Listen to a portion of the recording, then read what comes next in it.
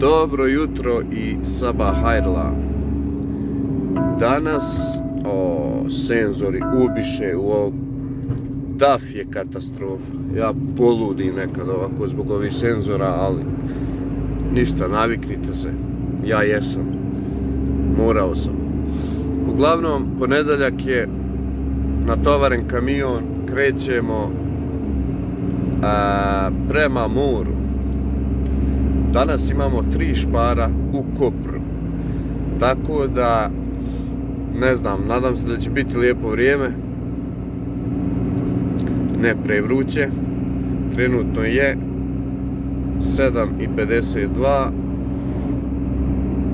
9.3. ako se ne varam. Kažu da je ponedjeljak najgori radni dan u sedmici.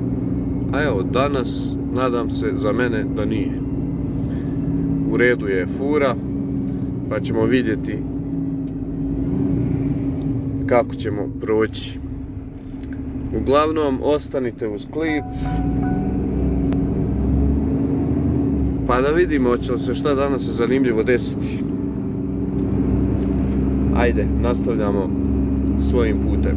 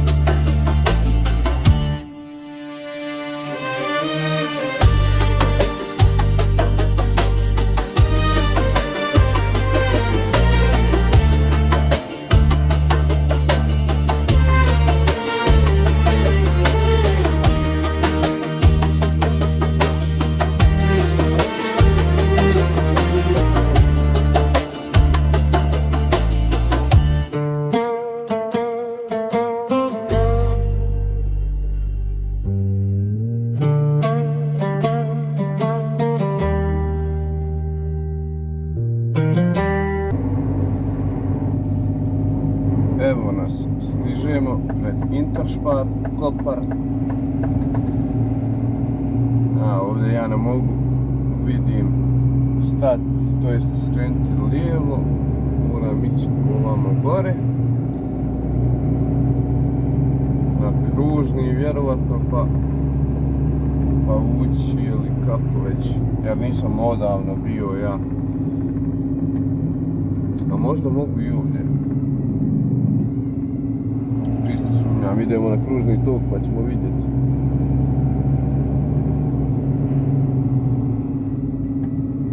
Kako i šta.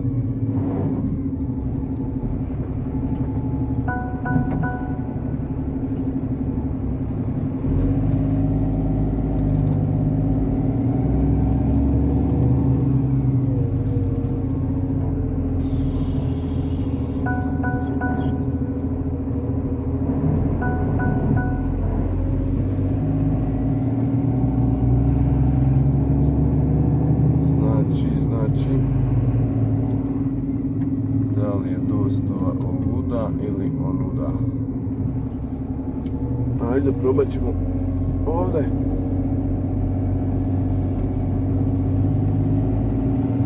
Znači, može se i ovuda.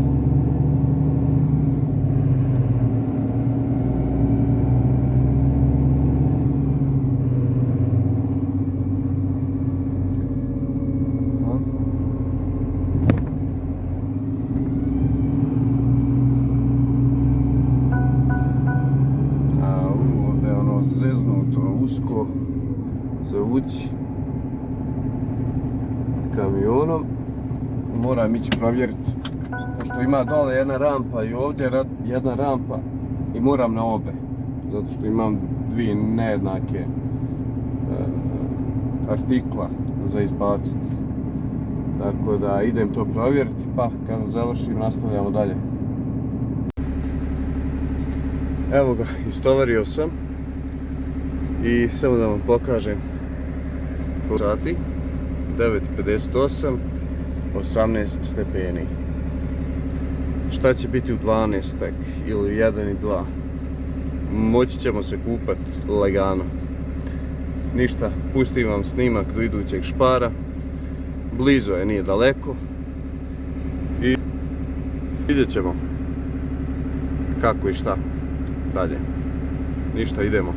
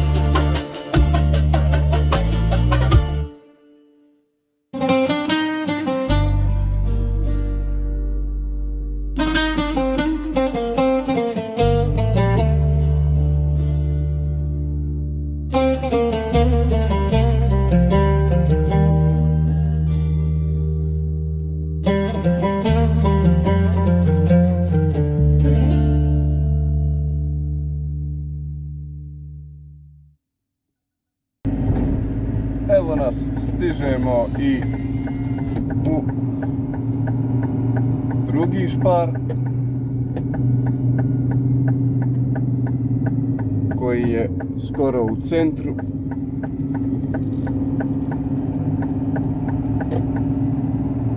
Inače, iza ovih zgrada je ovdje plaža, more, tako da smo jako blizu da se možemo okupati. Nekad se je moglo, istovari se kamion lijepo i na more. Pauza dok traje 45 minuta, vi se možete i okupati i zabaviti se i vratiti se i nastaviti dalje. Sad je to već skoro pa nemoguće.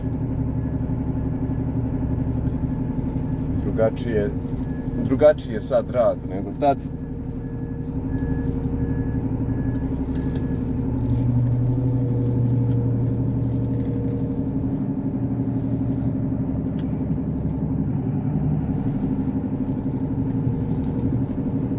Ovdje je malo uska rampa i onda teško naciljati.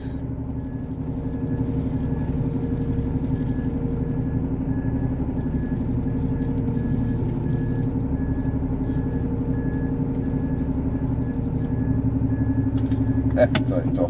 Super. Ništa, ja odo da istovarim. Ovdje ću napraviti usput pauzu. Pa ćemo vidjeti ima šta još za snimiti ili je to za danas. Vidjet ćemo. Uglavnom, ostanite do kraja.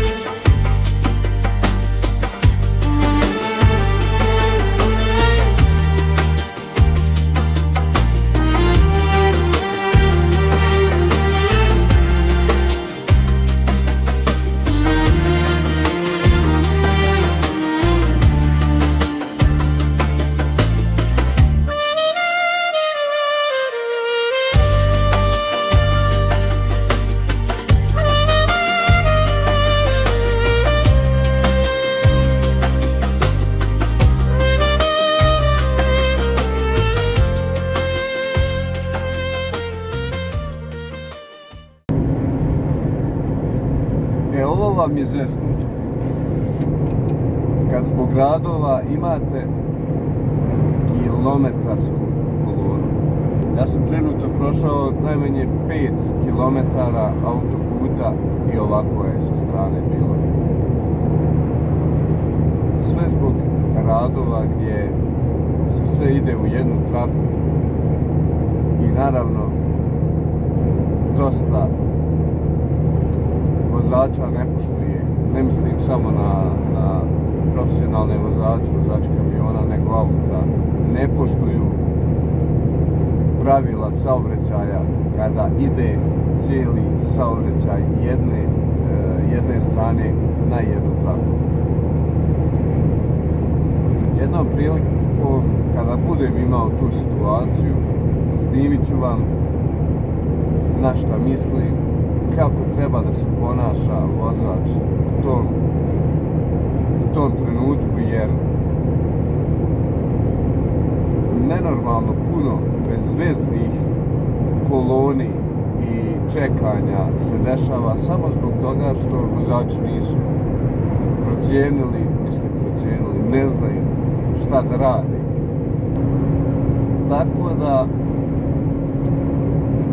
ne znam, realno ovo sad što će biti i što će tek da bude kolone su mala maca naspram sezone kada krene. Eto, sad sam se iznervirao, iako nisam u toj koloni, vidim zbog čega nastaje kolona i zbog čega ljudi stvarno ne misle svojom glavom kada vide neki saobraćajni znak, da se odmah na vrijeme prestrojavaju, ali eto, uvijek mora biti izuzetaka i zbog nekoliko izuzetaka svi ostali ispaštaju, koji u svemu. Tako da idemo dalje.